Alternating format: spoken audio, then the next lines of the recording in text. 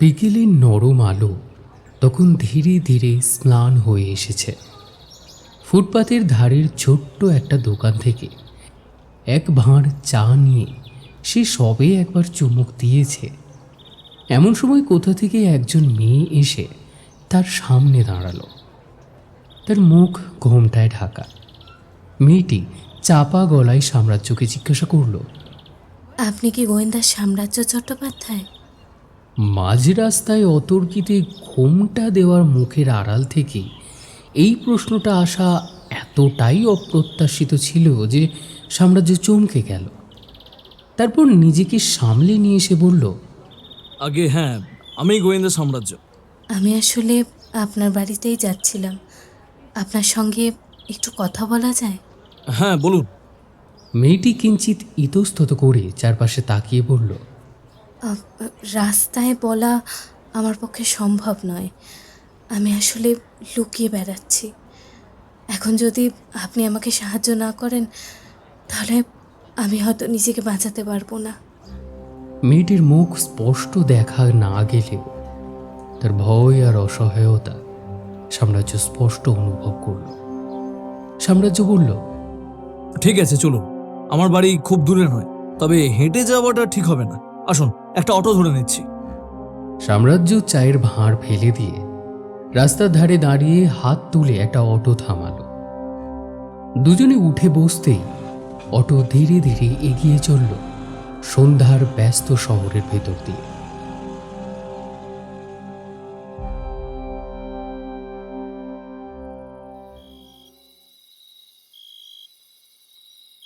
দাদা, সাম্রাজ্য চট্টোপাধ্যায় কি এখনো এখানেই থাকেন?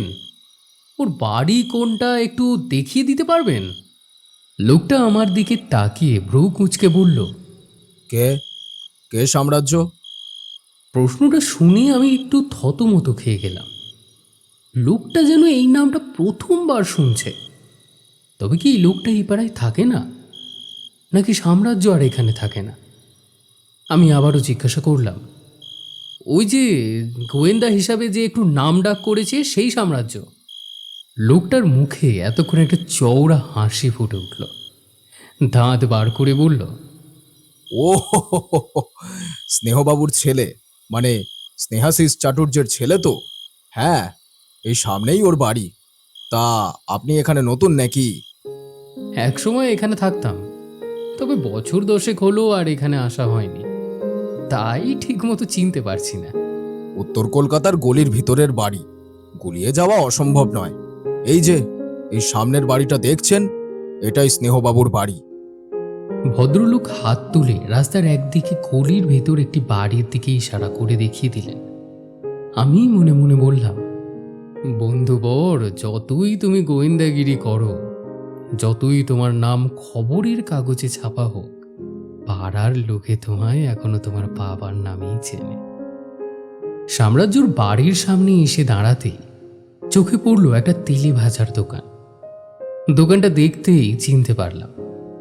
আজ থেকে প্রায় 10 বছর আগেও এই দোকানটা এখানেই ছিল, আমার স্পষ্ট মনে আছে।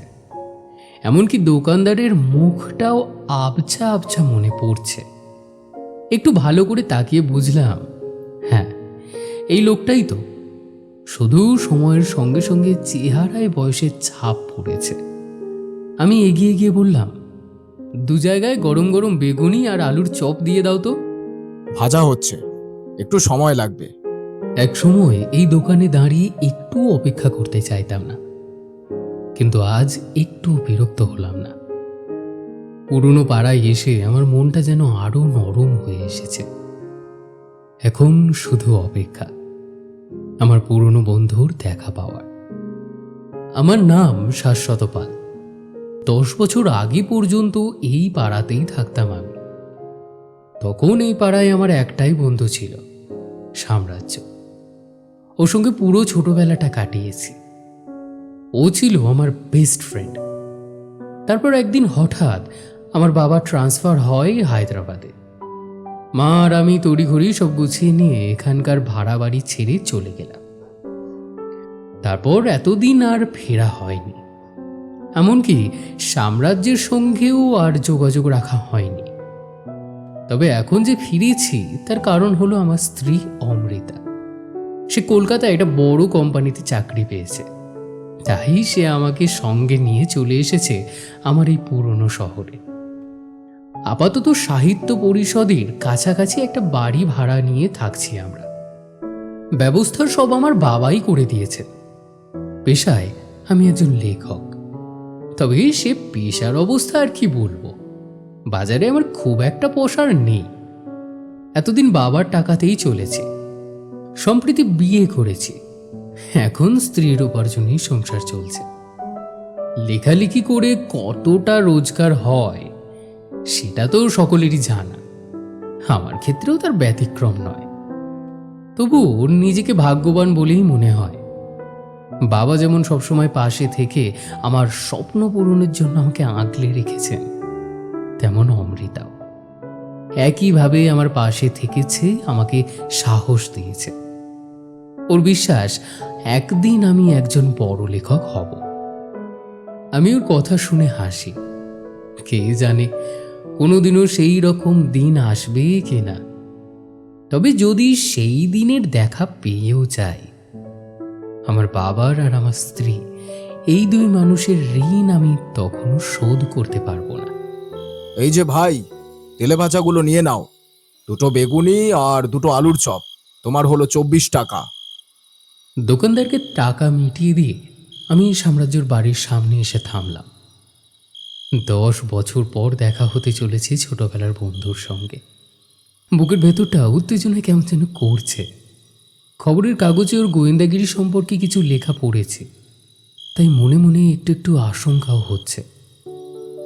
যার নাম খবরের কাগজে ছাপা হয়, সে কি আমার মতো মানুষকে বন্ধু হিসাবে গণ্য করবে? তারপর কাকু কাকিমাও নেই। এই খবরটা আমি আগে জানতাম না, এখানে এসে লোকজনের মুখেই শুনলাম। এই বাড়িতে এসে তাদের আর কোনোদিনও দেখতে পাবো না, সেটা 10 বছর আগেও ভাবিনি। ছোটবেলায় এই বাড়িতে কত হাসি, কত গল্প, কত আনন্দ করেছি। এখন যে কি হবে কে জানে। চপের ঠোঙাটা একটু লুকিয়ে নিলাম। বন্ধুবর এতটুকু উপহারে সন্তুষ্ট হবে কিনা সেটা তো জানি না। যদি চিনতে না পারে তাহলে এইটুকু জিনিসটা না দিয়েই দূর থেকে চলে আসব। মনটা শক্ত করে কলিং বেলটা বাজালাম। কয়েক সেকেন্ডের মধ্যেই দরজা খুলে গেল। সামনে দাঁড়িয়ে আছে সাম্রাজ্য। বাবারে বাবা, এ এত লম্বা হয়ে গেল কবে? এত বছর পরে দেখলেও সাম্রাজ্যকে চিনতে আমার কোনো অসুবিধা হলো না। মুখের করণ, চোখের দৃষ্টি সবই একই আছে, শুধু একটু বেশি পরিণত ও বুদ্ধিদীপ্ত হয়েছে। কিন্তু সাম্রাজ্য আমার দিকে গম্ভীর মুখে তাকিয়ে রইল।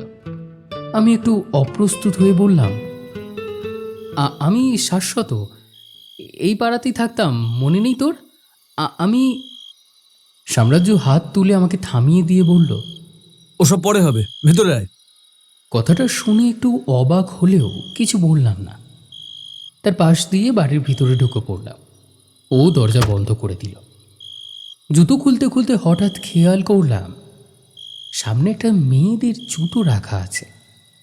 সাম্রাজ্য কি বিয়ে করেছে নাকি ওর বান্ধবী এসেছে? আমি একটু ইতস্তত করে বললাম, আমি আসলে তোকে দেখতেই এসেছিলাম, তুই বোধহয় একটু ব্যস্ত আছিস, থাক, আমি আরেকদিন আসবো। একদম না, 10 বছর পর এসেছিস, এভাবে তোকে যেতে দেবো না। আর ওই জুতো দেখে তুই যা ভাবছিস তা নয়। একজন এসেছে ঠিকই, তবে সে আমার ক্লায়েন্ট। না না, আমি তাহলে যাই। উনি হয়তো আমার সামনে স্বচ্ছন্দে কথা বলতে পারবেন না। আরে ধর, তুই আয় তো। এমনিতেই মেয়েটা কিছু বলছে না, এসে থেকে 2 গ্লাস জল খেলো, কিন্তু আসল কথাই আসছেই না, নামটুকুও বলেনি জানিস। তুই থাক, কোনো সমস্যা হবে না। কিন্তু উনি যদি আপত্তি করেন? তাহলে তোকে ঘাড় ধাক্কা দিয়ে বের করে দেবো, হয়েছে? চল। আর হ্যাঁ, তেলে ভাজার ঠোঙাটা দে, আমি ওটা রান্না করে রেখে দিই। মেয়েটা বিদেয়ী হলে একসঙ্গে খাওয়া দাওয়া করবো, কেমন?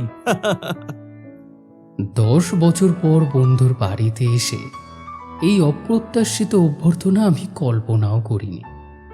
সাম্রাজ্যর ব্যবহারে বোঝাই গেল না যে সত্যিই আমি 10 বছর পর ওর সঙ্গে কথা বলছি। সাম্রাজ্যের পিছনে পিছনে আমি ওর বৈঠকখানায় ঢুকলাম। ঘরে ঢুকেই দেখলাম সোফার এক পাশে বসে আছে প্রায় ৩০-৩২ বছরের একজন মেয়ে। ছিপছিপে গরম, মাথায় লম্বা চুল, চোখে চশমা। দেখতে মন্দ নয়, কিন্তু তার মুখে একটা অদ্ভুত ভয় আর উদ্বেগের ছাপ রয়েছে। সাম্রাজ্য মেয়েটির দিকে তাকিয়ে বলল, আচ্ছা, ও আমার বন্ধু শাশ্বত। আশা করি ও সামনে থাকলে আপনার কথা বলতে অসুবিধা হবে না। মেয়েটি আমার দিকে তাকিয়ে নরম গলায় জিজ্ঞাসা করল, আপনি কি সংবাদ মাধ্যমে কাজ করেন? না, আমি একজন লেখক। তাহলে সমস্যা নেই। সাম্রাজ্য এগিয়ে এসে মেয়েটির ডান দিকে রাখা আরামকেদারায় বসল। আমি বসলাম তার সামনের সোফায়। আমরা তিনজনে এখন মুখোমুখি বসে আছি। মেয়েটির সামনে টেবিলে রাখা গ্লাসে একটু জল ছিল, সেটুকুও সে শেষ করে ফেলল। সাম্রাজ্য আর চোখে আমার দিকে তাকিয়ে আবার তার দিকে মুখ ফিরিয়ে বলল, আরও এক গ্লাস জল দেব? না, থাক। সাম্রাজ্য আমাকে বলল, ওনার সঙ্গে আজই রাস্তায় আলাপ হয়েছে, নামটাও এখনো জানি না। দরকারি কথা বলার জন্য বাড়িতে এলেও 15 মিনিট ধরে উনি কিছুই বলতে পারছেন না। তাই আমি যতটুকু বুঝেছি সেটাকে বলে দিই, হয়তো এতে ওনার কথা বলতে সুবিধা হবে। মেয়েটি বিস্মিত চোখে সাম্রাজ্যের দিকে তাকালো। সাম্রাজ্য এক নিঃশ্বাসে বলতে শুরু করলো, আপনার নাম না জানলেও বলতে পারি আপনার নামের আদ্যাক্ষর এস। আপনি সম্প্রতি ঠিকমতো ঘুমোতে পারছেন না। আপনার এই চশমাটা নতুন, আর সম্ভবত আপনি এখানে একাই থাকেন। মেয়েটি হতবম্ব হয়ে গেল। আমিও অবাক হয়ে সাম্রাজ্যের দিকে তাকালাম। আপনার কুর্তির স্লিভের ফাঁক দিয়ে আপনার হাতের উল্কিটা দেখা যাচ্ছে। লেখা আছে আই লাভ মাই সেলফ, আর তার সঙ্গে একটা লাভ সাইন, যেটা পেঁচিয়ে এস অক্ষরের মতো করা হয়েছে। নিজের প্রতি ভালোবাসা প্রকাশ করতে গিয়ে নিশ্চয়ই অন্য কারো নামের আদ্যাক্ষর নিজের হাতে লিখবেন না। সম্প্রতি ঘুমের ঘাটতি হয়েছে বুঝতে পারছি চোখের তলায় হালকা কালচে ভাব দেখে। অনেকদিন ধরে অনিদ্রার সমস্যা হলে দাগ এত হালকা হতো না। আর চশমাটা নতুন বুঝলি কিভাবে? আসলে এই কোম্পানির ডিজাইনটা একেবারে নতুন। কদিন ধরে কাগজে খুব বিজ্ঞাপন দিচ্ছে। একটা ফ্রেম নিলে 1499, দুটো নিলে 2599। তাই তো ম্যাডাম? ঠিক বলেছেন, কিন্তু আমি এখানে একা থাকি সেটা বুঝলেন কিভাবে? সাম্রাজ্য এবারে সামনে একটু ঝুঁকে বসে শান্তভাবে উত্তর দিল, আপনি যেভাবে ইতস্তত বোধ করছেন, কথা খোলাখুলি বলতে পারছেন না, নার্ভাস হয়ে আছেন, হাত পা কাঁপছে, এই অবস্থায় আপনার নিজের কেউ থাকলে সে আপনাকে একা বাড়ি থেকে বেরোতে দিতে চাইতো না। তাই মনে হচ্ছে আপনি সম্ভবত এখন একাই থাকেন। একা থাকতে থাকতেই দুশ্চিন্তার ভয় আপনাকে গ্রাস করেছে। তাহলে আমি ঠিক মানুষের কাছেই এসেছি। আপনিই পারবেন আমাকে সাহায্য করতে। আমি সব বলবো। জানি না আপনি বিশ্বাস করবেন কি না, তবুও বলবো। অন্তত আমার মনটা তো হালকা হবে। তারপর আপনি যা বলবেন তাই করব। আপনার পারিশ্রমিকও দেব। ঠিক আছে, বলুন সমস্যাটা কি? মেয়েটি কিছুক্ষণ চুপ করেই রইল। তারপর ধীরে ধীরে বলতে শুরু করলো, আমার নাম সুপ্রীতি সরকার। আমি দমদমে থাকি। আমার মা প্রেরণা সরকার। তিনি সিঙ্গেল মাদার ছিলেন। তিনি একা হাতেই আমাকে মানুষ করেছেন। এখন আমি একটা লাইফ ইন্স্যুরেন্স কোম্পানিতে কাজ করি। কিছুদিন আগে আমার মা মারা গেছেন ক্যান্সারে। তারপর থেকে আমি একাই থাকি। আমি আজ আপনার কাছে এসেছি একটা একটা অদ্ভুত ব্যাপারে সাহায্য চাইতে। আসলে কথাটা শেষ না করেই সে থেমে গেল। কয়েক মুহূর্ত নীরব থাকার পর ধীরে ধীরে বলল, আজ থেকে প্রায় 30 বছর আগে একটা খুন হয়েছিল পুরীতে। সেই ব্যাপারেই আপনার সাহায্য লাগবে। আমি অবাক হয়ে সাম্রাজ্যের দিকে তাকালাম। 30 বছর আগে? তখন তো সাম্রাজ্যের বয়স হয়তো 1 কি 1.5 বছর। এত পুরনো একটা খুনের তদন্ত সে কিভাবে করবে? কিন্তু সাম্রাজ্য কোনো বিস্ময় প্রকাশ করল না। সে স্থির দৃষ্টিতে মেয়েটির দিকে তাকিয়ে রইল। আমি চাই আপনি সেই খুনের তদন্ত করুন আর খুনিটাকে ধরিয়ে দিন। যদিও আমি জানি খুনিকে, কিন্তু আমার কাছে কোনো প্রমাণ নেই। দেখুন, 30 বছর আগের একটা মার্ডার কেস, সেখানে আমি কি করতে পারি বলুন তো? আপনি পুলিশের কাছে যান বড়। যদিও সত্যি কথা বলতে কি, তারাও হয়তো আপনার কথায় খুব একটা গুরুত্ব দেবে না, বরং পাগল ভেবে খেদিয়ে দেওয়ার সম্ভাবনাটাই বেশি। সেই কারণেই তো পুলিশের কাছে যাইনি। আর যাবই বা কোথায়? ঘটনা ঘটেছে তো পুরীতে। ইন দ্যাট কেস আমারও কিছু করার নেই ম্যাডাম। এই কথাটা শুনেই সুপ্রীতি দু হাত জোর করে বলল, এভাবে বলবেন না। আমার ওপর ইতিমধ্যেই একবার হামলা হয়েছে। অফিস থেকে বেরোনোর পরই একটা গাড়ি এসে আমার সামনে থামে। দমদম পার্কের ওই এলাকাটা সবসময় ফাঁকা থাকে, তাই হয়তো ওদের এতটা সাহস হয়েছিল। গাড়িটা থামতেই তার ভেতর থেকে কয়েকজন লোক নেমে আমাকে জোর করে তুলে নিয়ে যাওয়ার চেষ্টা করে। আমি চিৎকার করলাম। ভাগ্যবশত সেদিন আমার অফিস থেকে বেরোতে দেরি হয়েছিল। আমার পিছনে পিছনে অফিসের বেশ কিছু লোকজন নামছিল। তারা ওই দৃশ্য দেখে ছুটে এলো। তখন ওই লোকগুলো আমাকে ফেলে রেখে গাড়ি ঘুরিয়ে পালিয়ে যায়। আচ্ছা, গাড়ির নম্বরটা মনে আছে আপনার? না, খেয়াল করিনি। আচ্ছা, তারপর বলুন। সেই থেকেই আমি মুখ ঢেকে চলাফেরা করছি। দোহাই আপনাকে, আমাকে ফিরিয়ে দেবেন না। আমার আর কেউ নেই।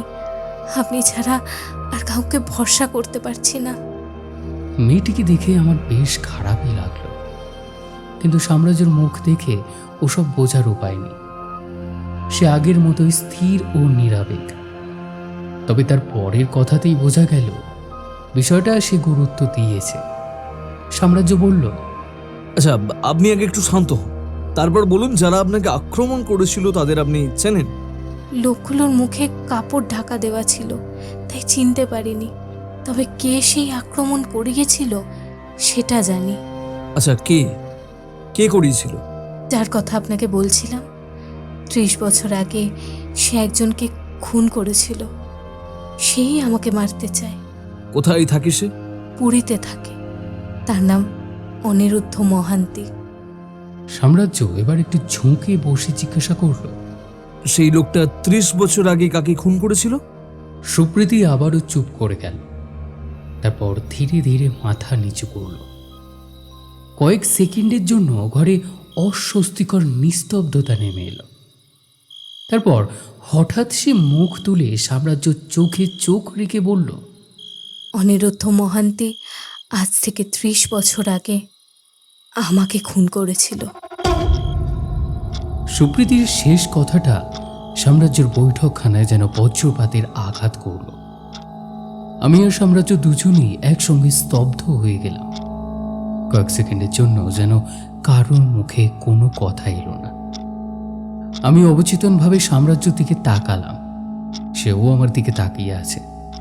আমাদের দুজনের চোখেই তখন একই রকম বিস্ময়, একই রকমের অবিশ্বাস দেখা দিয়েছে। আমার মুখ থেকে একটা কথা প্রায় বেরিয়ে আসছিল, আপনি কি পাগল? কিন্তু শেষ পর্যন্ত সেটা উচ্চারণ করলাম না। শুধু অবাক হয়ে মেয়েটির দিকে তাকিয়ে রইলাম। সুপ্রীতি যেন আমাদের প্রতিক্রিয়াটা আগে থেকেই আন্দাজ করেছিল। তার মুখে কোনো অপ্রস্তুতির ছাপ নেই, বরং অদ্ভুত এক স্থিরতা। শান্ত গলায় সে বলল, আমি জানি আপনারা আমাকে পাগল ভাবছেন, কিন্তু কিন্তু বিশ্বাস করুন, আমি পাগল নই। আমি আমি জাতিস্বর।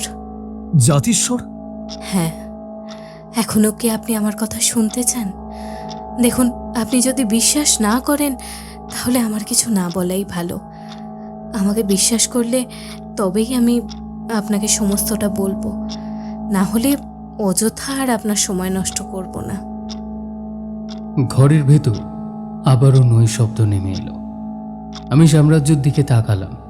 সে কয়েক মুহূর্ত চুপ করে থেকে সুপ্রীতির দিকে তাকিয়ে শান্ত গলায় বলল, বলুন, আমরা পুরো বিষয়টা শুনতে চাই। আপনাকে জাজ করব না, এই কথা আমি আপনাকে দিচ্ছি। সুপ্রীতি নিশ্চিন্ত হয়ে একটা গভীর শ্বাস নিল। মনে হলো নিজের ভেতরে জমে থাকা কথাগুলো গুছিয়ে নিচ্ছে সে। সুপ্রীতি ধীরে ধীরে বলতে শুরু করলো, ব্যাপারটা আমি যেভাবে বুঝেছি আপনাদেরও সেভাবেই বলছি। আমার মা মারা গেছেন প্রায় 2 মাস আগে। তারপর থেকেই আমার জীবনে একের পর এক অদ্ভুত ঘটনা ঘটতে শুরু করে। প্রথম ঘটনাটা ঘটেছিল মায়ের মৃত্যুর প্রায় 20 দিন পর। একদিন অফিসে বসে চেক সই করছিলাম। নিজের নাম সই করতে গিয়ে হঠাৎ ভুল করে লিখে ফেললাম সুলেখা মহান্তি। মুহূর্তের জন্য নিজেই চমকে উঠেছিলাম, কারণ এই নামটা আমার অচেনা নয়। আমার মায়ের এক বান্ধবী ছিল যার নাম ছিল সুলেখা। তাকে আমি কখনো সামনে থেকে দেখিনি, তবে ছবিতে অনেকবার দেখেছি। মা বলতেন আমার জন্মের দিনই নাকি সে মারা যায়। মা মনে করতেন সুলেখাই নাকি এ জন্মে তার মেয়ে হয়ে এসেছে। আমার মুখের সঙ্গেও নাকি তার মুখের অনেক মিল আছে। ছোটবেলায় এই কথাগুলোতে আমি তেমন গুরুত্ব দিইনি, কিন্তু বড় হয়ে যখন তার ছবি দেখেছি তখন বুঝেছি আমাদের মুখের সত্যিই অদ্ভুত মিল আছে। তবুও তখন এই ঘটনাটাকে নিয়ে আমি কিছু ভাবিনি। তার কয়েকদিন পরের কথা, আমি অফিসে বসে কাজ করছি। হঠাৎ মনে হলো আমার চারপাশটা কেমন যেন বদলে যাচ্ছে। চোখের সামনের দৃশ্যটা দেখতে দেখতে পুরো পাল্টে গেল। আমি নিজেকে দেখতে পেলাম একটা বন্ধ ঘরের ভেতরে। আমি মাটিতে শুয়ে প্রসব যন্ত্রণায় ছটফট করছি। একজন মহিলা আমার মাথায় হাত বুলিয়ে বলছে, আর একটু জোর দাও না বৌদি, খুব তাড়াতাড়ি তোমার একটা ফুটফুটে বাচ্চা হবে। আমি বললাম, আর যে পারছি না বাতাসি।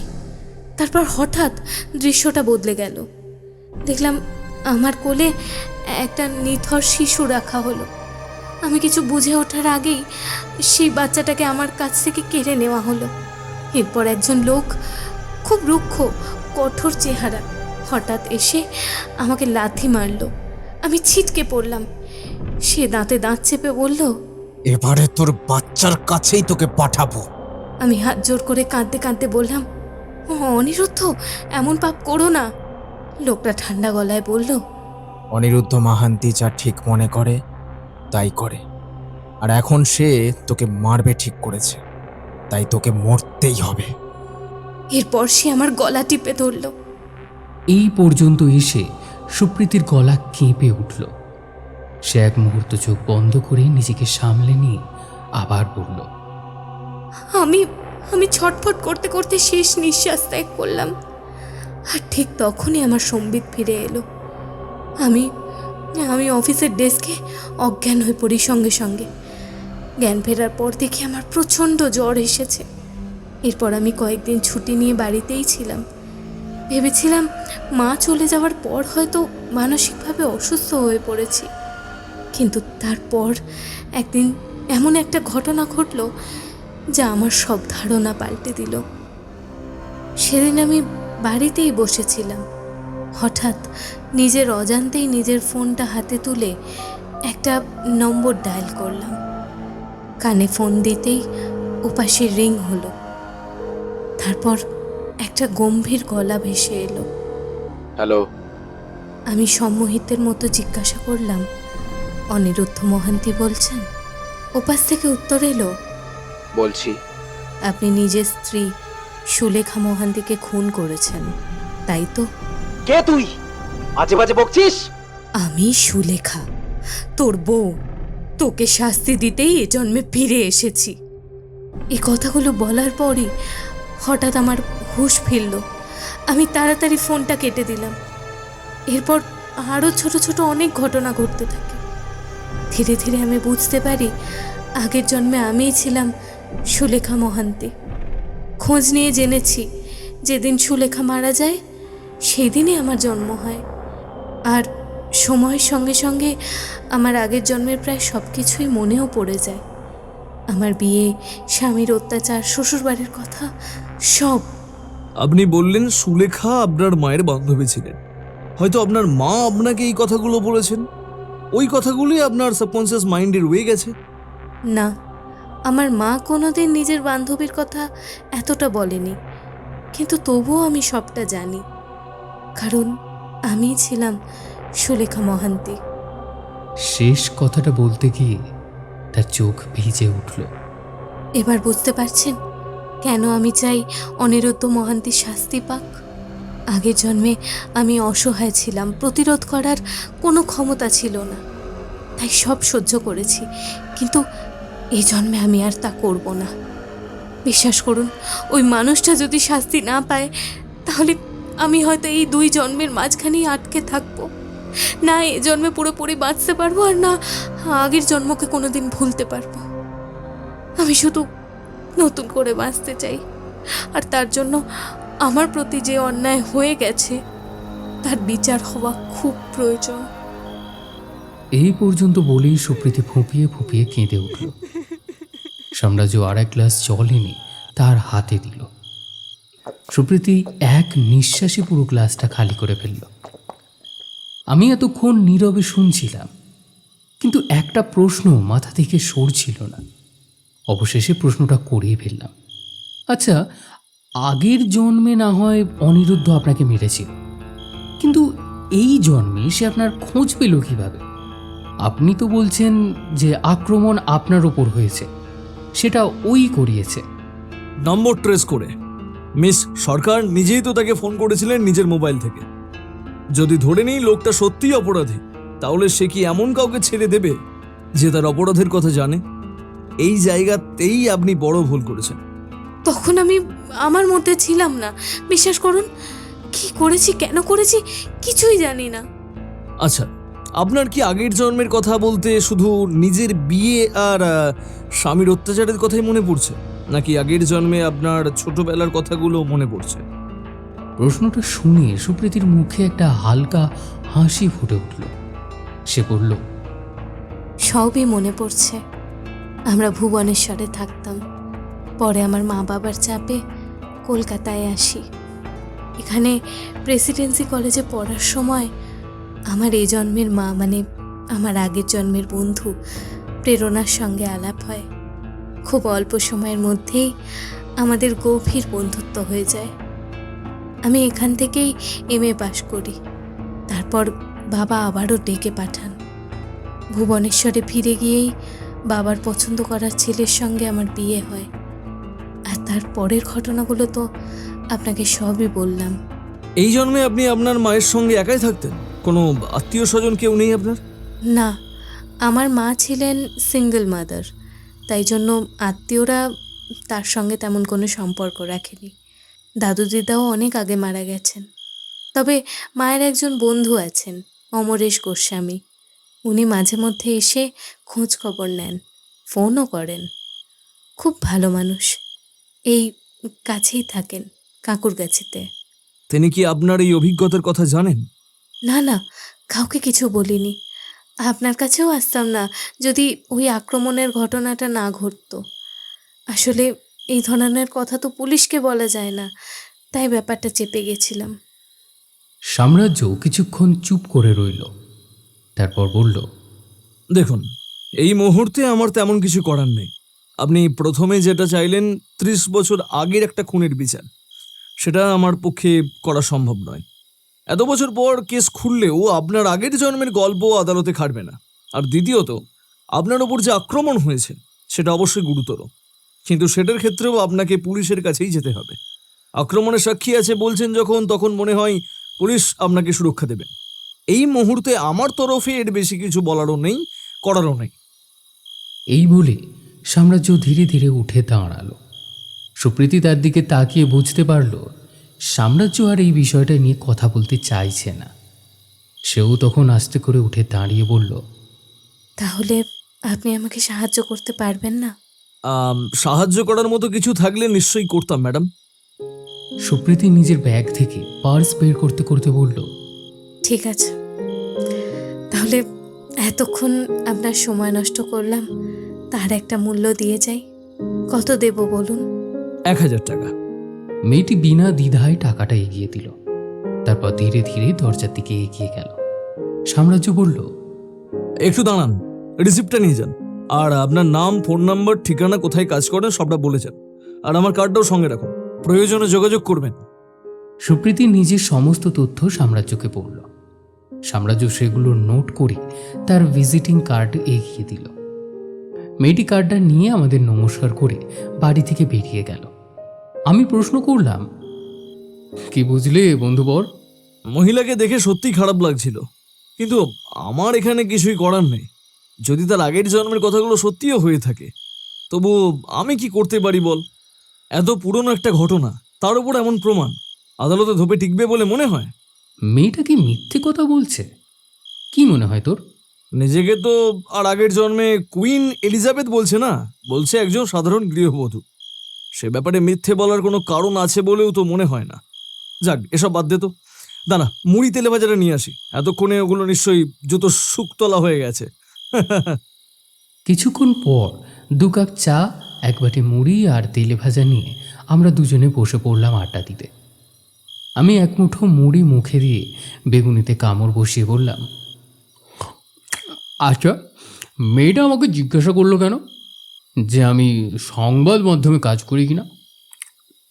সাম্রাজ্য চায়ের কাপটা হাতে নিয়ে বলল, কারণ সে চায়নি তার এই জাতিস্বরের ঘটনাটা নিয়ে কোথাও লেখালেখি হোক। এই ধরনের খবর বাজারে ছড়ালে কি হাল হয় সেটা নিশ্চয়ই জানিস। সোনার কেল্লা পড়েছিস তো? আমি মুচকি হেসে মাথা নাড়লাম। তারপর একটু ইতস্তত করে আর একটা প্রশ্ন করলাম, যদিও এটা ব্যক্তিগত প্রশ্ন। আচ্ছা, আমি যে এত বছর পর হঠাৎ এখানে এলাম, তুই দেখি অবাক হলি না কেন? কারণ আমি আগেই জানতাম তুই কলকাতায় ফিরে এসেছিস। মানে, কি করে জানলি? তোর বাবা মানে কাকাবাবু তোদের জন্য ভাড়া বাড়ি খুঁজতে কয়েকদিন আগে আমার কাছে এসেছিলেন। আমি তোদের জন্য সাহিত্য পরিষদের কাছে ওই বাড়িটার ব্যবস্থা করে দিয়েছি। তবে কাকাবাবুকে এই ব্যাপারটা তোকে জানাতে বারণ করেছিলাম।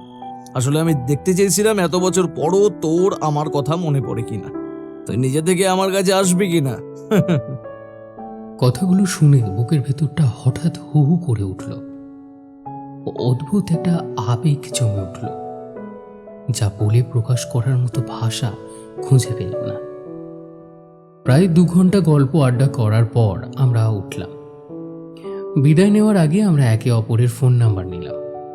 আমি বললাম, আরেকদিন আসবো, ঠিক করে বসে জমিয়ে আড্ডা দেব। এবারে বউকে নিয়ে আসিস। তারপর আমি বাড়ির উদ্দেশ্যে রওনা দিলাম। সেদিন রাতে বাড়ি ফিরে মনটা খুব হালকা লাগছিল। অমৃতা আমার চনমনে ভাবটা দেখে হেসে বলল, কি ভালোই তো গল্প করে এলে বন্ধুর সঙ্গে।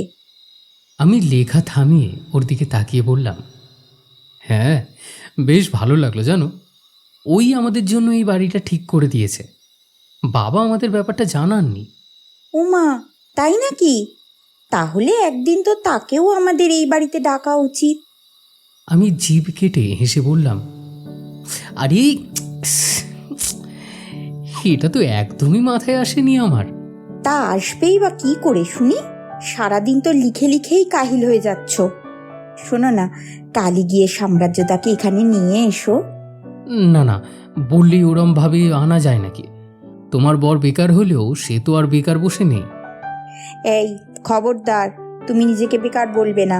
সারাদিন তো লিখেই চলেছ, দেখবে একদিন তুমি এর ফল নিশ্চয়ই পাবে। এই একটা কাজ করো না, এই রবিবার সাম্রাজ্যদাকে আমাদের বাড়িতে আসতে বলো। লাঞ্চ থেকে ডিনার সব এখানেই করে যেতে হবে কিন্তু। ঠিক আছে, কালকেই গিয়ে বলে আসবো।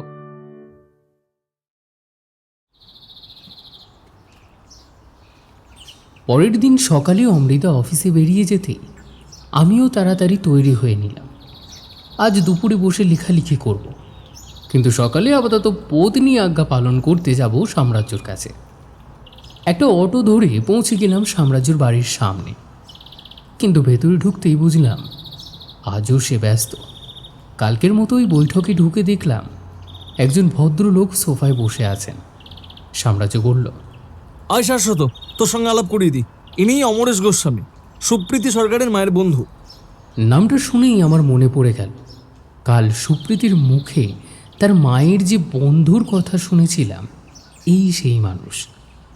ভদ্রলোক আমি আসবার মাত্র 2 মিনিট আগেই এসেছেন, তাই এখনো মূল আলোচনা শুরু হয়নি। সাম্রাজ্য বলল, আপনি নির্দ্বিধায় কথা বলতে পারেন। শাশ্বত আমার খুব কাছের মানুষ, কাল সুপ্রীতিও ওর সামনে সব বলেছিল। ভদ্রলোক আমার দিকে তাকিয়ে মৃদু হেসে মাথা নাড়লেন। আমি তার সামনের সোফায় বসলাম। একটু সময় নষ্ট না করে তিনি সরাসরি মূল কথায় এলেন। মিস্টার চ্যাটার্জি, কাল আপনার বাড়ি থেকে বেরিয়ে সুপ্রীতি সোজা আমার বাড়িতে আসে। যা যা ও আপনাকে বলেছে সবই আমাকেও বলেছে। আপনি কি ওর কথা বিশ্বাস করেছেন? আলবাদ করেছি। সুপ্রীতি মিথ্যে বলার মেয়ে নয়। ওকে তো আমি আজ থেকে দেখছি না। ওর মায়ের সঙ্গে আমার দীর্ঘদিনের বন্ধুত্ব ছিল। তবে কাল ওর কথা শুনে আমিও আপনার মতোই ওকে এসব নিয়ে মাথা ঘামাতে বারণ করি। ওর ওপর আক্রমণ হয়েছে শুনে আমি বলি যে কিছুদিন যেন ও আমার বাড়িতেই থেকে যায়, কিন্তু ও রাজি হয়নি।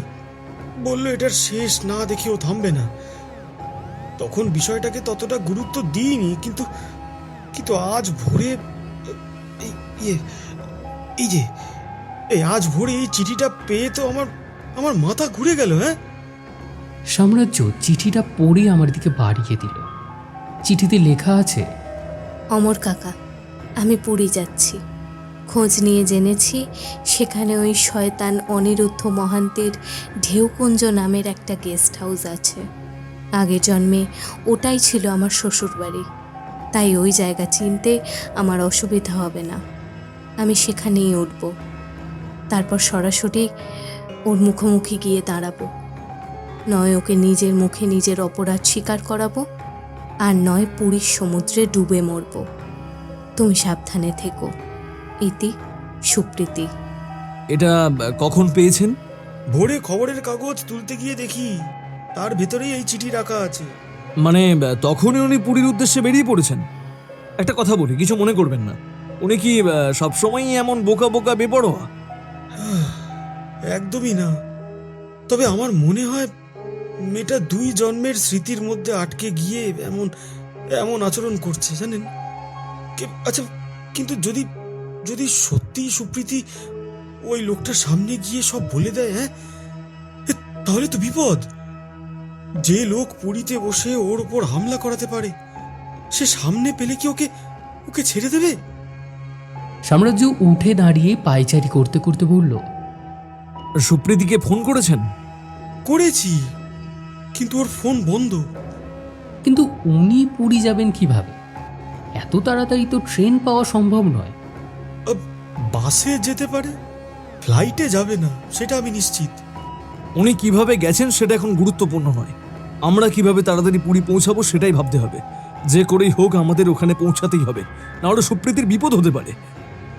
অমরেশবাবু যেন সাম্রাজ্যর এই কথার অপেক্ষাতেই ছিলেন। তিনি বললেন, আমার গাড়ি আছে, সেই গাড়িতেই যাওয়া যায়। এখন কি গাড়ি সঙ্গে এনেছেন? না, আমি তো বাসে এসেছি। তবে ফিরে গিয়ে ঘন্টাখানেকের মধ্যে গাড়ি নিয়ে চলে আসছি। তাহলে আপনি যান, আমিও ততক্ষণে নিজের জিনিসপত্রগুলো গুছিয়ে নিচ্ছি। অমরেশবাবু আর এক মুহূর্ত সময় নষ্ট না করে বেরিয়ে গেলেন। সাম্রাজ্য আমার দিকে তাকিয়ে বলল, তোকে সঙ্গে পেলে ভালো হতো, কিন্তু তুই কি যেতে পারবি? পারবো না মানে? বন্ধু যখন গোয়েন্দাগিরিতে নেমেছে, তখন অন্তত একটা কেসে তো আমি ওর সঙ্গে থাকতেই পারি। দেখিস গিন্নির কাছে বকুনি খাস না যেন। সে নিয়ে তুমি নিশ্চিন্ত থাকো, আমি এখন বেরোচ্ছি। আধা ঘন্টার মধ্যে সব কিছু গুছিয়ে নিয়ে আসছি। ঠিক বেলা 12টার সময় আমি আর সাম্রাজ্য অমরেশবাবুর গাড়িতে উঠে পুরীর উদ্দেশ্যে রওনা দিলাম। গাড়ি ছাড়ার সঙ্গে সঙ্গে যেন একটা আশঙ্কা আমাদের ঘিরে ধরল। কারোর মুখে তেমন কথা নেই, সবাই নিজের মতো করেই চিন্তায় ডুবে আছে। সুপ্রীতির ফোন এখনও বন্ধ, আর সেটাই আমাদের অস্বস্তিটাকে আরও বাড়িয়ে দিচ্ছে।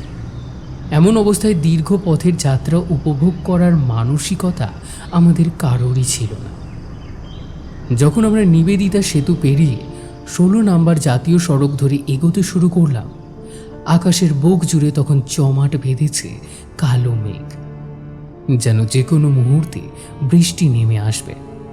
কিন্তু বৃষ্টি এলো না, কেবল দুরন্ত গতিতে বয়ে চলল ঠান্ডা হাওয়া। এই অদ্ভুত আবহাওয়ার মধ্যেই আমাদের গাড়ি ঝড়ের গতিতে ছুটে চলল সামনে। সাধারণত এমন পথ, এমন আকাশ যে কোনো যাত্রাকেই অন্যরকম করে তোলে। এই অনুভূতির নিজস্ব একটা টান আছে, একটা অদ্ভুত সৌন্দর্য আছে। কিন্তু সেই দিন আমাদের কারোরই মনের সেই সৌন্দর্য উপভোগ করার অবকাশ ছিল না। ভিতরে ভিতরে যে অজানা আশঙ্কা জমাট বেঁধে উঠছিল, তার ভারে যেন বাইরের সব দৃশ্য ফিকে হয়ে যাচ্ছে। তাই অযথা আমি আর এই কাব্যিক বর্ণনা দিচ্ছি না, কারণ যখন গল্পের ভিতরে একটা আসন্ন বিপদের আভাস স্পষ্ট উঠে আসে, তখন অযথা বর্ণনা দিয়ে গল্পের গতি কমিয়ে দেওয়ার কোনো মানে হয় না। যদি সবকিছু ঠিকঠাক থাকে, তবে আমরা রাত 9টা থেকে 10টার মধ্যে পুরীতে পৌঁছে যাব। তবে সুপ্রীতি যদি সকাল 8টার মধ্যে রওনা দিয়ে থাকে, তবে সন্ধ্যা 6টা থেকে 6:30টার মধ্যেই তার পুরীতে পৌঁছে যাবার কথা। অর্থাৎ আমাদের সঙ্গে তার উপস্থিতির ব্যবধান থাকবে অন্তত 3 থেকে 4 ঘন্টার। সময়ের এই ফাঁকটাই সবচেয়ে ভয়ের। এই কয়েক ঘন্টার মধ্যে যদি সুপ্রীতি কোনো বেপরোয়া কাজ করে বসে, যদি সত্যি সে অনিরুদ্ধ মাহান্তির মুখোমুখি হয়ে যায়, তাহলে আমরা যখন পৌঁছাবো ততক্ষণে হয়তো সব শেষ হয়ে যাবে। এই আশঙ্কাটাই আমাদের বুকের ভেতরে একটা অদৃশ্য কাঁটার মতো বিঁধেছিল। অবশেষে রাত 9:30 নাগাদ আমরা পুরীতে পৌঁছালাম। আমাদের বাঁ পাশে সমুদ্রের অবস্থান থাকলেও আমাদের সেই দিকে হুঁশি নেই। আমাদের ধৈর্যের বাঁধ তখন প্রায় ভেঙে গেছে। গাড়ি থামিয়ে আমরা স্থানীয় কয়েকজনের কাছে ঢেউকুঞ্জ নামের গেস্ট হাউসের কথা জিজ্ঞাসা করতেই তারা পথ দেখিয়ে দিল। কিন্তু তার সঙ্গে যে খবরটা শোনালো, তাতে আমাদের হাত পা যেন ঠান্ডা হয়ে গেল। ওই গেস্ট হাউসে নাকি খুন হয়েছে। অমরেশবাবু কথাটা শুনে প্রায় জ্ঞান হারিয়ে ফেলছিলেন। কিন্তু পরের কথাটা শুনেই আমরা আরও কিছুটা অবাক হয়ে গেলাম। মৃত ব্যক্তিটি হলেন ঢেউকুঞ্জের মালিক অনিরুদ্ধ মাহান্তি। আর খুনটা আজ নয়, গতকাল রাতে হয়েছে। আজ সকালে তার মৃতদেহ উদ্ধার করা হয়েছে। কয়েক মুহূর্ত আমরা কেউই কোনো কথা বলতে পারলাম না। ঘটনাটা যেন আমাদের সমস্ত হিসেব নিকেশকে এক ঝটকায় উল্টে দিল। তারপরই সাম্রাজ্যের নির্দেশে অমরেশবাবু গাড়ি নিয়ে সোজা ছুটতে শুরু করলেন ঢেউকুঞ্জের দিকে। ঢেউকুঞ্জের সামনে পৌঁছাতেই দেখলাম গেস্ট হাউসের মূল ফটকের সামনে পুলিশের ব্যারিকেড বসানো রয়েছে। দুপাশে দড়ি টেনে পুরো এলাকা ঘিরে রাখা হয়েছে। কয়েকজন কনস্টেবল তীক্ষ্ণ দৃষ্টিতে চারপাশটা নজর রাখছে। একটু দূরে স্থানীয় লোকজনের ভিড় জমেছে। আমি সাম্রাজ্যকে বললাম, এখানে আসতে বললি কেন হঠাৎ? খুন যখন আজ সকালে ধরা পড়েছে, তখন তো আর কাউকেই ঢুকতে দেওয়া হবে না এখানে। সুপ্রীতি যদি আজ সন্ধেবেলায়ও এসে থাকেন, তাহলে ওনার এখানে ওঠার তো প্রশ্নই ওঠে না। নিশ্চয়ই অন্য কোথাও উঠেছেন। আমার কথা শেষ হতেই ব্যারিকেডের ভেতর থেকে এক লম্বা চেহারার পুলিশ অফিসার বেরিয়ে এলেন। আমাদের গাড়িটার সামনে দাঁড়িয়ে থাকতে দেখে আর সাম্রাজ্যকে উঁকি মেরে বাড়িটার দিকে তাকিয়ে থাকতে দেখে তিনি গম্ভীর গলায় হাঁক দিলেন, এই এই আপনারা কে বলুন তো, এখানে কি করছেন? সাম্রাজ্য তাড়াতাড়ি গাড়ি থেকে নেমে পড়ল। আমরাও তার সঙ্গে নামলাম। সাম্রাজ্য পকেট থেকে নিজের কার্ড বের করে অফিসারের হাতে দিয়ে বলল, আসলে খুন হয়েছে শুনে কৌতূহল সামলাতে পারলাম না, তাই জায়গাটা একবার দেখতে এলাম। এখনই চলে যাচ্ছে, অসুবিধা নেই। অফিসার কার্ডটা ভালো করে দেখে নিয়ে একটু বিস্ময়ের সুরে বললেন, সাম্রাজ্য চট্টোপাধ্যায়, প্রাইভেট ইনভেস্টিগেটর? আচ্ছা আচ্ছা, আমি আপনার নাম শুনেছি। কলকাতায় সুখেন তালুকদার আপনার কথা বলছিলেন। আপনি নাকি সেখানে কয়েকটা জটিল কেস সলভ করেছেন। সাম্রাজ্য কেবল হাসল। অফিসার এবারে নিজেই নিজের পরিচয় দিলেন। নমস্কার, আমি বিভূতিভূষণ নায়েক, ইন্সপেক্টর ইনচার্জ। আচ্ছা, আপনি কি এখানে ঘুরতে এসেছেন? হ্যাঁ হ্যাঁ হ্যাঁ হ্যাঁ। ভালো ভালো, তাহলে ঘোরাঘুরি করুন। কে মারা গেছেন এখানে? ইন্সপেক্টর নায়েক সংক্ষিপ্তভাবে বললেন, এই লজের মালিক অনিরুদ্ধ মহান্তি। বাইরে সবাই বলছে খুন, কিন্তু আমাদের ধারণা এটা আত্মহত্যা। আত্মহত্যা? হ্যাঁ, লোকটা নাকি রোজ রাতে করলার জুস খেত। সেই জুসের সঙ্গেই বিষ মিশিয়ে খেয়েছে। গ্লাসে শুধু তারই ফিঙ্গারপ্রিন্ট পাওয়া গেছে। তবে বিষের কোনো চিহ্ন এখনো কিন্তু বাড়ির কোথাও পাওয়া যায়নি। কিন্তু হঠাৎ করে আত্মহত্যা করার কারণ কি হতে পারে? লোকটা ভালো মানুষ ছিল না। গেস্ট হাউসটা শুধু বাইরের মুখ, ভেতরে আরো অনেক কিছু চলতো।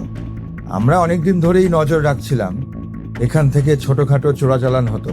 সমুদ্রের কাছাকাছি হওয়ায় জায়গাটা ব্যবহার করা হতো ডেলিভারি পয়েন্ট হিসেবে। ভুয়ো আইডিতে লোক উঠত, অপরাধীদের লুকিয়ে থাকার বেশ সুবিধা ছিল।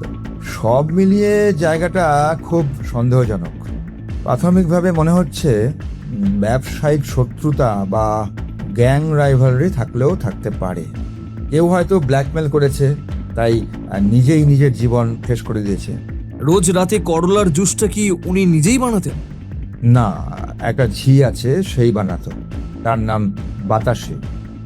বহুদিন ধরেই এই মহিলা এই লোকটার বাড়িতেই কাজ করে।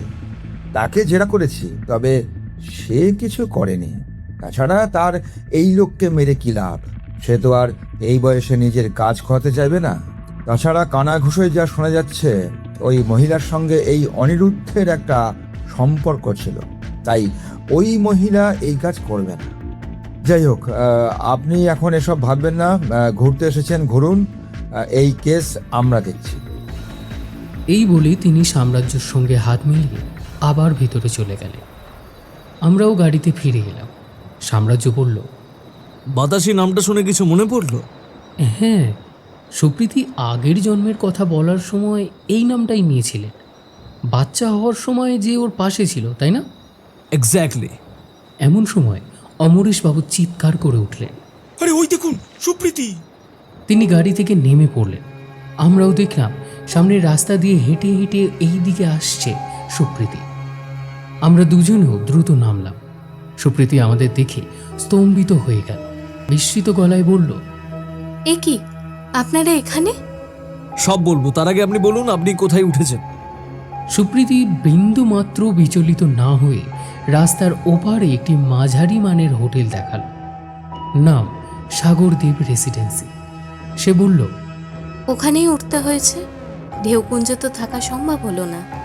শুনলাম ওই শয়তান লোকটা মারা গেছে। সত্যি বলতে কি, খবরটা শুনে আমার যে কি আনন্দ হয়েছে তা আপনাদের বলে বোঝাতে পারবো না। এই বিষয়টা নিয়ে রাস্তায় দাঁড়িয়ে কথা বলা ঠিক হবে না। আমরা হোটেলে বসে কথা বলবো। আপনি যেখানে উঠেছেন আমরাও সেখানেই রুম নেব। চলো। রাস্তার ঠিক ওপারে ঢেউপুঞ্জের উল্টো দিকেই সাগরদ্বীপ রেসিডেন্সি। বাইরে থেকে খুব জাঁকজমকপূর্ণ না হলেও ভেতরে ঢুকে বোঝা গেল হোটেলটি যথেষ্ট ভালো। ঘর বড়, পরিষ্কার বিছানা চাদর, বাথরুমও পরিষ্কার পরিচ্ছন্ন। তারপর ভাড়াটাও কম। আমি আর সাম্রাজ্য একটি ডাবল বেডের ঘর নিলাম। আমাদের ঘর ঠিক সুপ্রীতির ঘরের পাশে। আর আমাদের ওপরের তলায় একটা সিঙ্গেল রুম নিলেন অমরেশবাবু। এমনিতেই অনেকটা রাত হয়েছিল, তাই সবাই তাড়াতাড়ি ফ্রেশ হয়ে আমার আর সাম্রাজ্যের ঘরে রাতের খাবার নিয়ে জড়ো হলো। খেতে খেতেই সুপ্রীতি বলল, সাম্রাজ্য, সত্যি বলতে আমি ভাবতেই পারিনি আপনি আমার কথা ভেবে এত দূর চলে আসবেন। আপনি যেভাবে ভয় দেখিয়েছিলেন, যদি ভদ্রলোক না মরতেন তাহলে এতক্ষণে তো আপনিই ছবি হয়ে যেতেন। কথাটা বলা মাত্রই আমি সাম্রাজ্যের দিকে তাকিয়ে দেখলাম সে কটমট করে আমার দিকে তাকিয়ে আছে। আমি তাড়াতাড়ি গলা খাঁকড়ি দিয়ে বললাম, না মানে আপনি যে বেপরোয়া কাজটা করতে যাচ্ছিলেন সেটাই বলছিলাম আর কি। হ্যাঁ, আপনি ঠিকই বলেছেন। তখন আমার মাথা ঠিক মতো কাজ করছিল না। মনে হচ্ছিল দুটো জন্ম যেন দুদিক দিয়ে আমাকে চেপে ধরেছে। তবে এখন অনেকটাই হালকা লাগছে। আগের জন্মটাকে আর আঁকড়ে ধরে থাকার কোনো কারণ নেই। শুনলাম লোকটা নাকি বিষ খেয়ে মরেছে। ওর সঙ্গে যে কাজের মেয়ে ছিল তাকেও থানায় নিয়ে যাওয়া হয়েছে, তবে সম্ভবত তাকে ছেড়ে দেওয়া হবে। বাই দ্য ওয়ে, সেই কাজের মেয়েটির নাম জানেন? না তো, কি নাম তার? বাতাসি। বাতাসি? নামটা শুনে সুপ্রীতির মুখের ভাব মুহূর্তে বদলে গেল। মানে আগের জন্মে আমি যখন প্রসব যন্ত্রণায় ছটফট করছিলাম তখন যাকে দেখেছিলাম, ও খুব ভালো মানুষ, আমার অনেক খেয়াল রাখতো তখন। তবে ওই অনিরুদ্ধ মহান্তি ওর ওপরও অত্যাচার করত। এবারে আমি একটু হেসে বললাম, আমি সবে কলকাতায় এসেছি, আর এসেই জীবনে প্রথম কোনো জাতিস্বর্গের সামনে থেকে দেখলাম।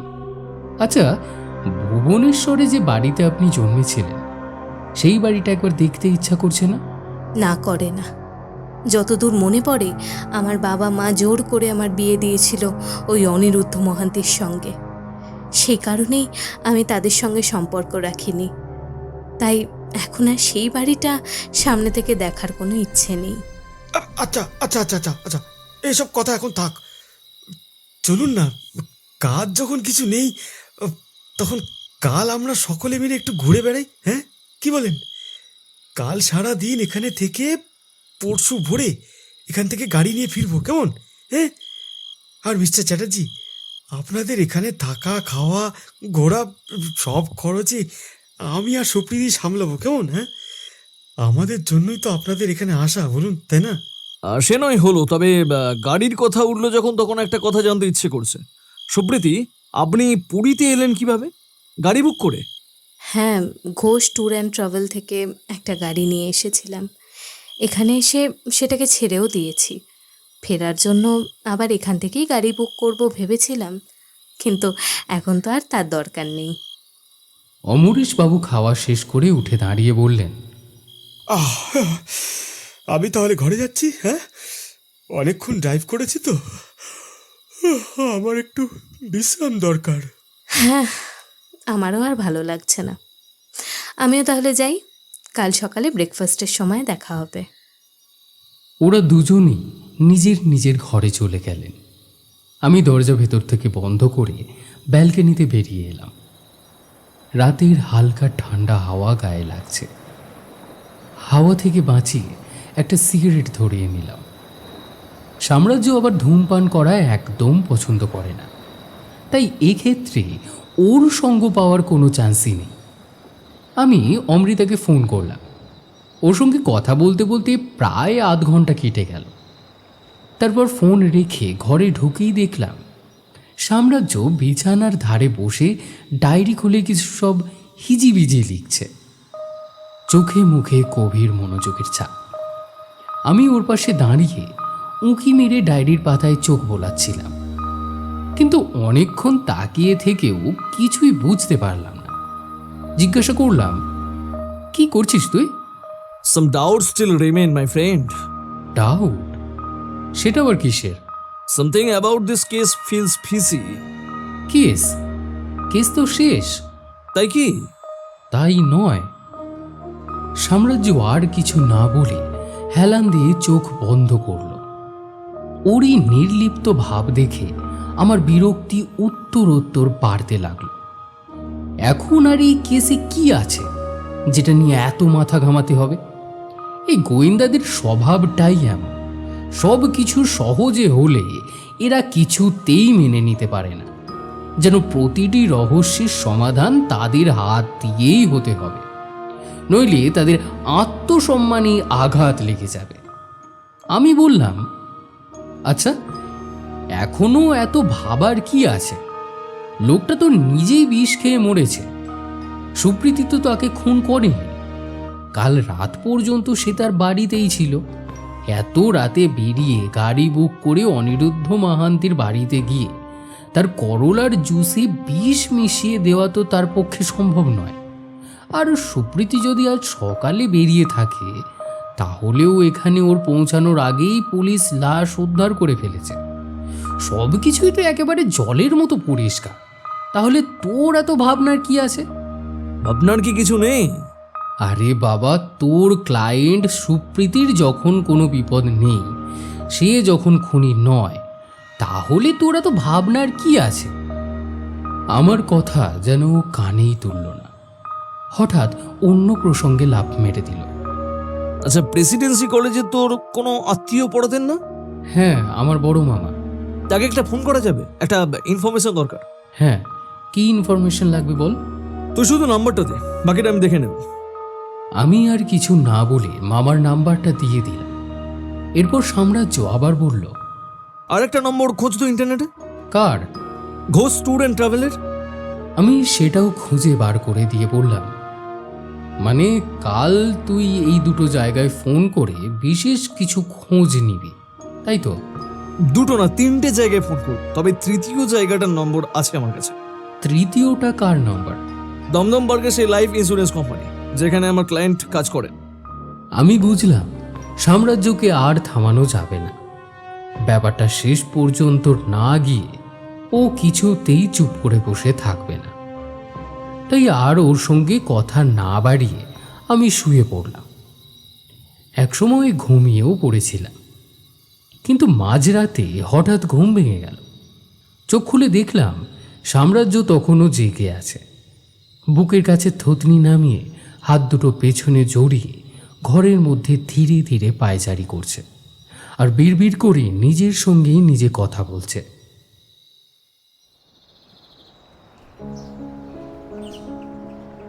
ভোরের প্রথম আলো ধীরে ধীরে ফুটে ওঠার সাথে সাথেই সমুদ্র যেন এক অন্য রূপ ধারণ করল।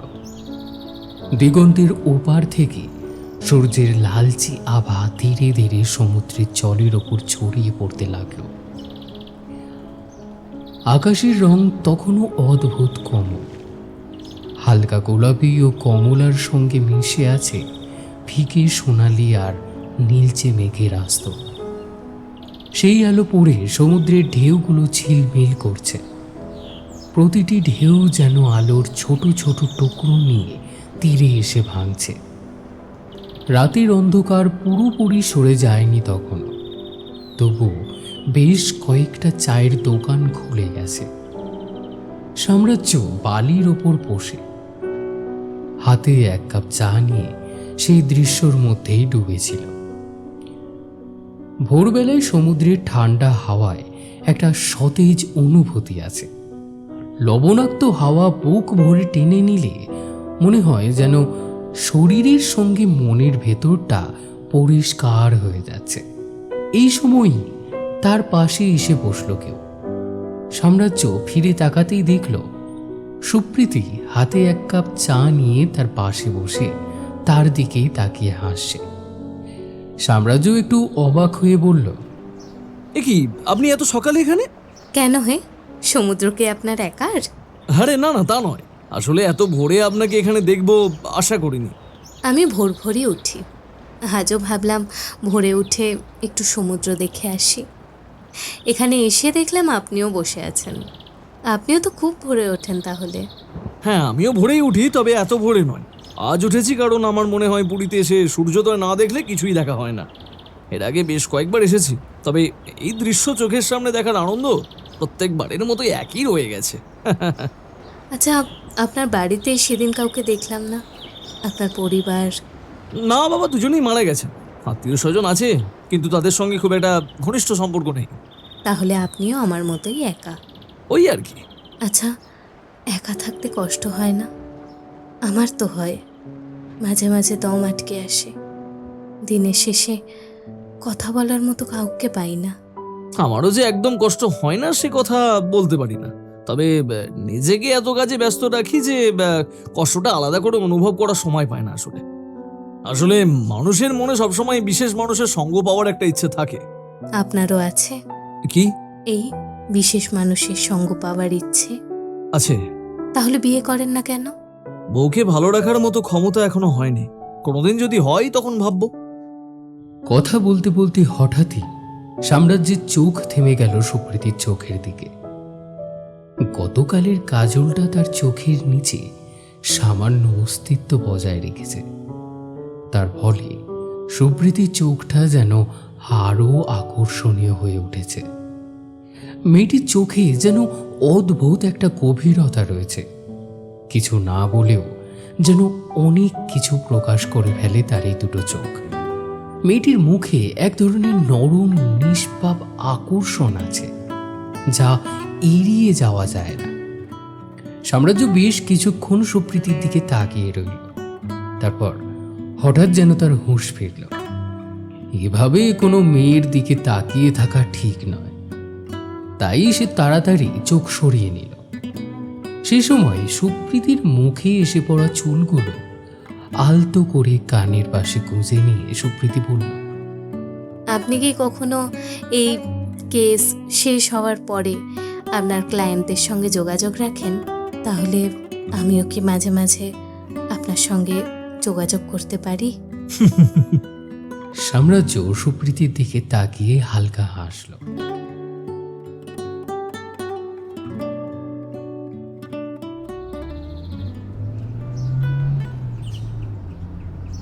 সকাল 9টায় ব্রেকফাস্ট সেরে আমরা 4 জন নিচে নামলাম।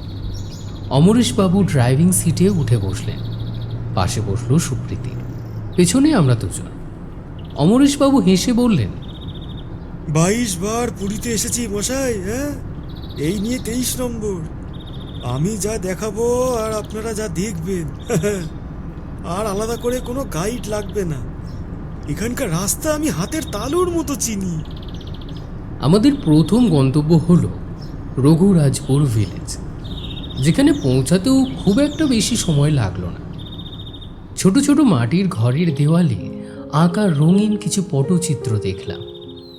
বাড়ির উঠানে বসে বসে শিল্পীরা কাজ করছেন। প্রতিটি জিনিসেই রয়েছে নিখুঁত শিল্পের ছাপ।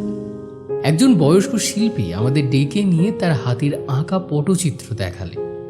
অমরেশবাবু আগ্রহ নিয়ে তার সঙ্গে কথা বললেন। আমিও কৌতূহলী হয়ে কিছু প্রশ্ন করলাম। সাম্রাজ্য লক্ষ্য করল সুপ্রীতি একটা বিয়ের দৃশ্য আঁকা ছবির সামনে দাঁড়িয়ে আছে। সাম্রাজ্য তার দিকে এগিয়ে এসে নিম্ন কণ্ঠে প্রশ্ন করল, চিত্রটা ভালো লাগছে? সুপ্রীতি হালকা হেসে পটচিত্রটা ছুঁয়ে আবারও জায়গায় রেখে দিল।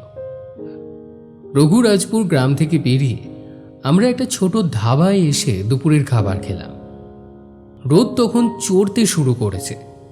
হালকা ভাত, ডাল, মাছ, একেবারে সাধারণ খাবার অর্ডার করলাম। খেতে খেতে সাম্রাজ্য আচমকা বিষম হয়ে গেল। সুপ্রীতি তাড়াতাড়ি জলের গ্লাসটা ওর দিকে এগিয়ে দিয়ে বলল, এই নিন, জলটা খান। সাম্রাজ্য জলের গ্লাসটা হাতে তুলে নিয়ে বলল, ধন্যবাদ। আমি আর চোখে ওকে দেখে হেসে ফেললাম। সাম্রাজ্য আমার দিকে কটমট করে তাকালো। আমি তবু হাসি থামালাম না। খাবার শেষ করে আবার গাড়িতে উঠে রওনা দিলাম। দুপুরের আলো নরম হতে হতে আমরা পৌঁছালাম কোনরোগ সূর্য মন্দিরে।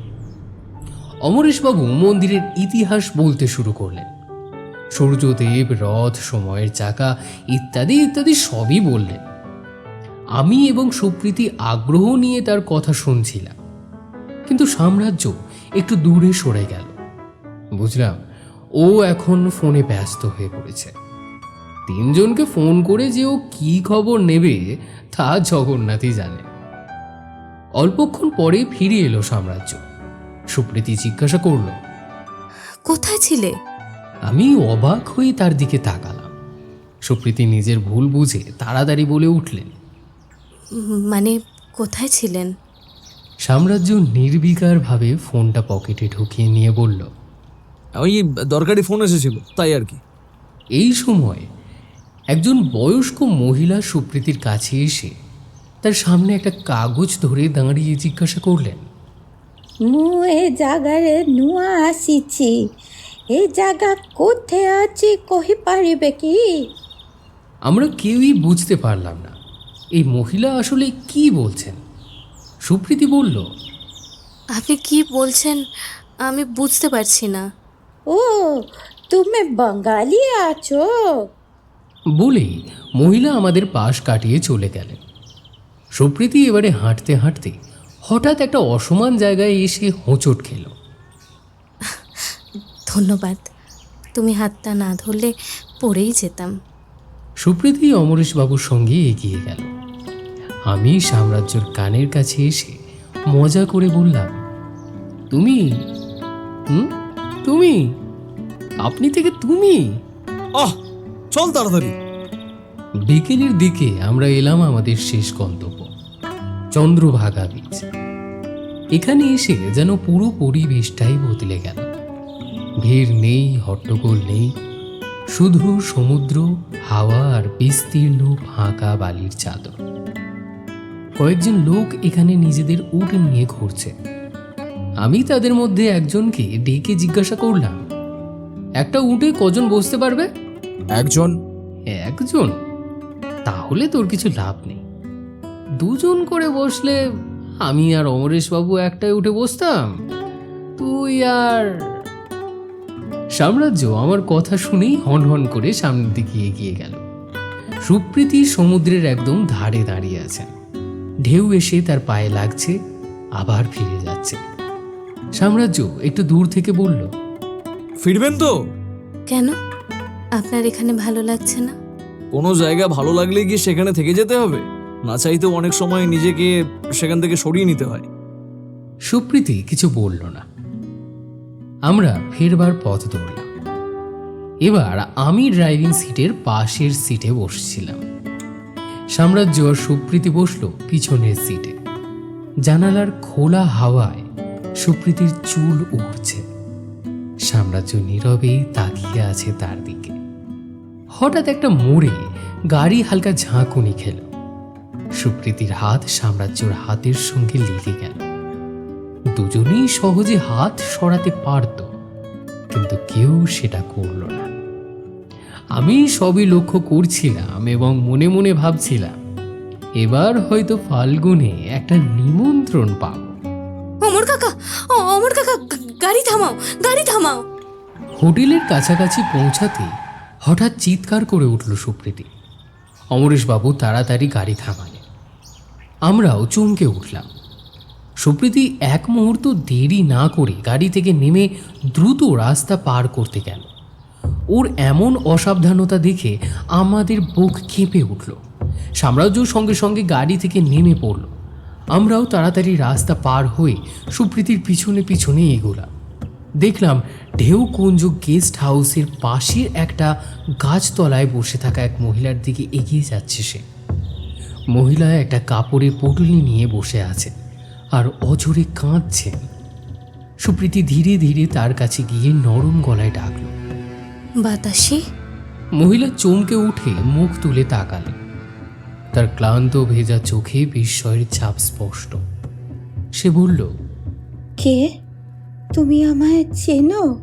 চিনি, তবে কিভাবে চিনি সেটা এখন বলতে চাই না। তুমি এখানে এভাবে বসে কি করছো? আমি তো ঢেউকুঞ্জের মালিকের কাছে কাজ করতাম। সে তো মরে গেছে। এখন আমি কোথায় যাব বলো তো? সুপ্রীতি একবার আমার দিকে তাকাল, তারপর বলল, আমার সঙ্গে আমার বাড়িতে যাবে? তোমার বাড়িতে? সে কত? যদিও তিনকুলে আমার কেউ নেই। আমি কলকাতায় থাকি, সেখানে আমি একাই রয়েছি। একজন রাত দিনের কাজের লোকের আমার খুব প্রয়োজন। তুমি কি আমার বাড়িতে কাজ করতে পারবে? থাকা, খাওয়া, পরনের কাপড় সব দেব। মুহূর্তের মধ্যে বাতাসির চোখে একরাশ আলো ফুটে উঠল। সে তাড়াতাড়ি বলল, সত্যি বলছো দিদিমণি? আমায় তুমি কাজ দেবে, থাকতে দেবে তোমার বাড়িতে? আমি যাব, অবশ্যই যাব। তাহলে আর এখানে বসে থেকো না, আমি সামনের হোটেলে আছি, তুমি আমার সঙ্গে চলো, কালই আমরা রওনা দেব। সবই ঠিক আছে দিদিমণি, কিন্তু আমি তো আপনাকে চিনি না। আপনি আমার এত সাহায্য করলেন কেন? হয়তো আগের জন্মে তোমার সঙ্গে আমার কোনো সম্পর্ক ছিল। জানোই তো সাম্রাজ্য, আগের জন্মে এই মানুষটা আমার অনেক সাহায্য করেছিল, আমার মনে আছে। তাই এই জন্মে কিছুটা প্রতিদান দিলাম।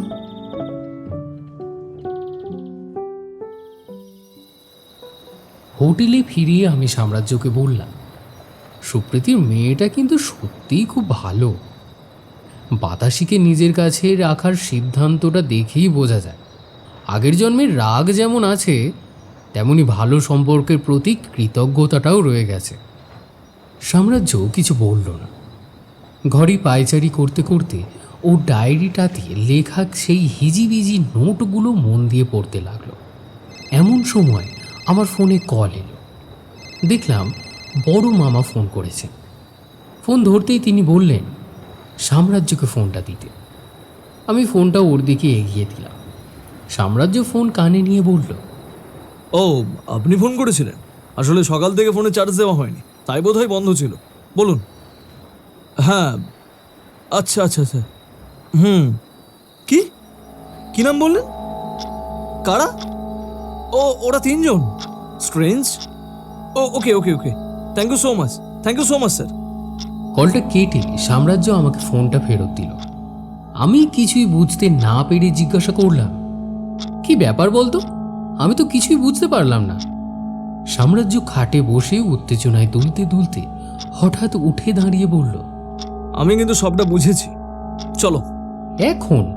এই তো ফিরলাম, আবার কোথায় যাব? সুপ্রীতি সরকারের ঘরে। অমরেশ বাবু এখনো ওখানেই আছেন।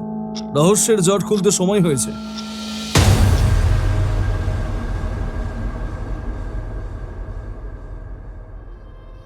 আমরা সুপ্রীতি সরকারের ঘরের দরজায় নক করলাম। দরজা খুলল বাতাসে। আমাদের দেখে সে তাড়াতাড়ি মাথায় ঘুমটা টেনে নিয়ে বলল, আসুন আসুন দাদাবাবুরা।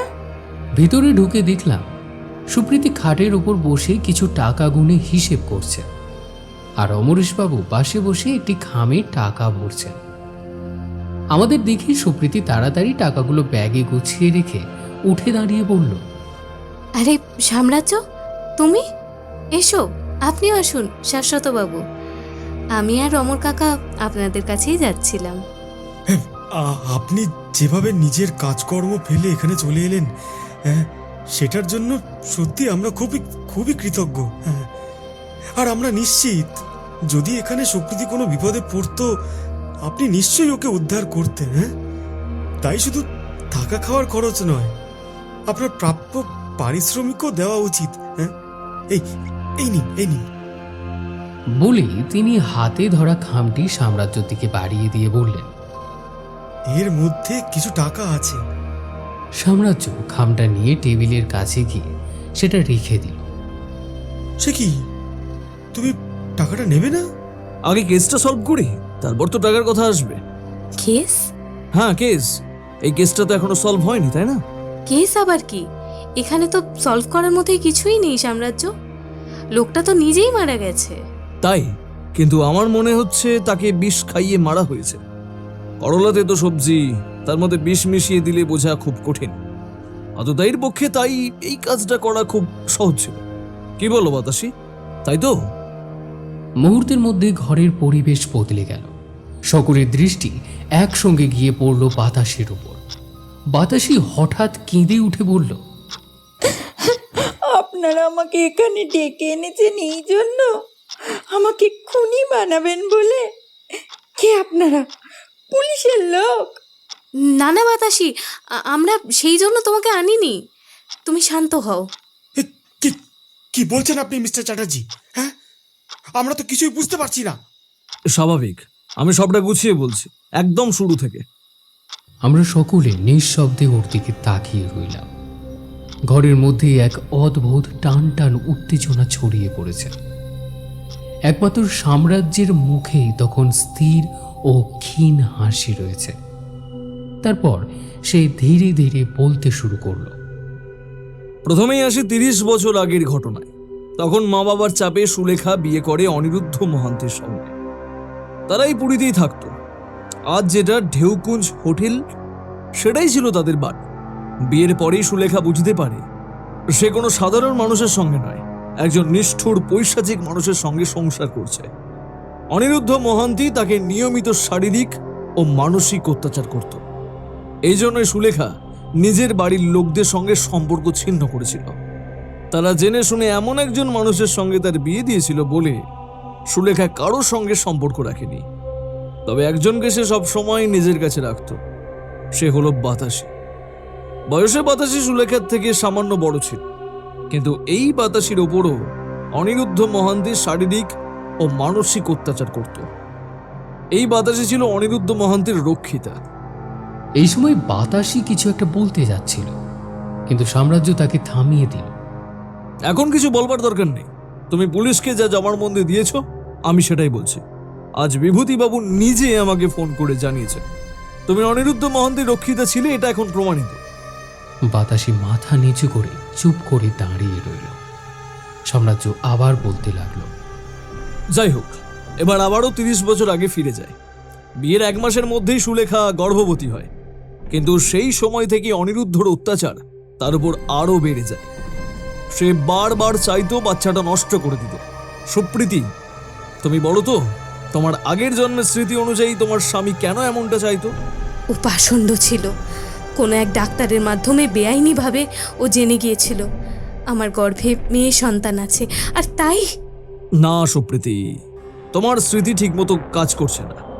এমনটা হতেই পারে, মানুষ অনেক সময় কিছুদিন আগের ঘটনাই ভুলে যায়, সেখানে আগের জন্মের স্মৃতিতে ভুল হওয়া তো স্বাভাবিক। চিন্তা করবেন না, আমি সব বলছি। আসলে অনিরুদ্ধ মহান্তি জানতে পেরেছিল সুলেখার গর্ভের সন্তান তার নয়। বিয়ের আগেই সুলেখা গর্ভবতী ছিল, তাই তো? আমার মাথায় বাজ পড়লেও আমি হয়তো এতটা অবাক হতাম না যতটা এখন হলাম। ঘরের মধ্যে যেন মুহূর্তে নিস্তব্ধতা নেমে এলো।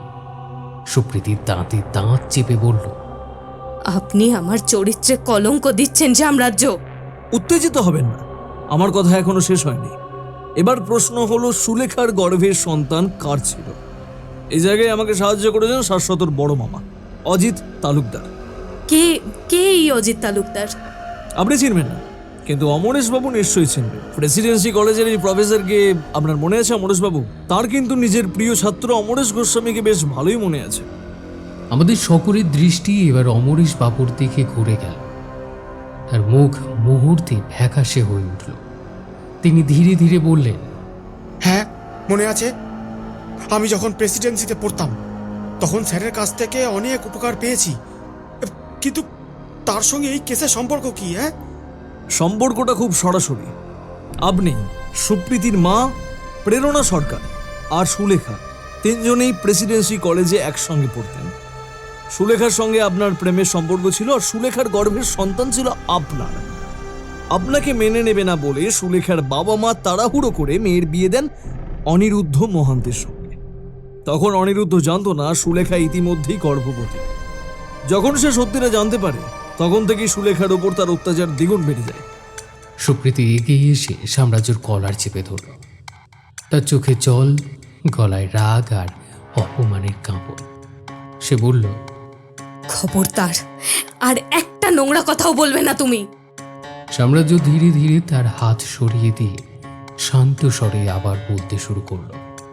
অনিরুদ্ধ এতটাই নিষ্ঠুর হয়ে উঠেছিল যে সুলেখার প্রসব বেদনা শুরু হবার পরও তাকে হাসপাতালে নিয়ে যায়নি, বাড়িতেই আটকে রেখেছিল। বাতাসি দাইয়ের কাজ জানত, সেই দেখাশোনা করেছিল সুলেখার। এরপর অনেক কষ্ট করে সুলেখা একটি সন্তানের জন্ম দেয়। সাম্রাজ্য এবারে বাতাসির দিকে তাকিয়ে বলল, এর পরের ঘটনার বর্ণনা আমার থেকেও ভালো বলতে পারবে বাতাসি। বলো তো বাতাসি, সেদিন আসলে কি হয়েছিল? সুলেখার সন্তান কি সত্যি মৃত জন্মেছিল, নাকি? সেদিন বাচ্চাটা জন্মানোর পর কাঁদছিল না বাবু। আমরা ভেবেছিলাম বাচ্চাটা বোধহয় মরে গেছে। সুলেখা বৌদি সেই নিথর বাচ্চাটাকে বুকে জড়িয়ে খুব কাঁদছিল। তখন অনিরুদ্ধ বাবু হঠাৎ এসে বৌদিদির মাথায় লাথি মারল। আমি তাড়াতাড়ি বাচ্চাটাকে নিজের কাছে নিয়ে নিলাম। অনিরুদ্ধ বাবু বৌদির চুলের মুঠি ধরে বলল, পরপুরুষের বাচ্চা মরেছে বলে খুব কষ্ট হচ্ছে না তোর? দাঁড়া, তোকেও তোর বাচ্চার কাছে পাঠাচ্ছি। বলেই বৌদির গলা চিপে ধরল। আমি কিছুই করতে পারিনি বাবু। চোখের সামনে বৌদি মরে গেল। তারপরে ওই শয়তান লোকটা আমাকে বলল, বাতাসি, যা এই মরা বাচ্চাটাকে ফেলে আয়, ততক্ষণে আমি এর লাশ সরানোর ব্যবস্থা করছি। আমি লোকটাকে জমের মতন ভয় পেতাম। ও যা বলতো আমাকে তাই করতে হতো। এমন ভয়ঙ্কর মানুষ আমি জীবনে দেখিনি। বড় বড় লোকজনের সঙ্গে তার ওঠা বসা ছিল।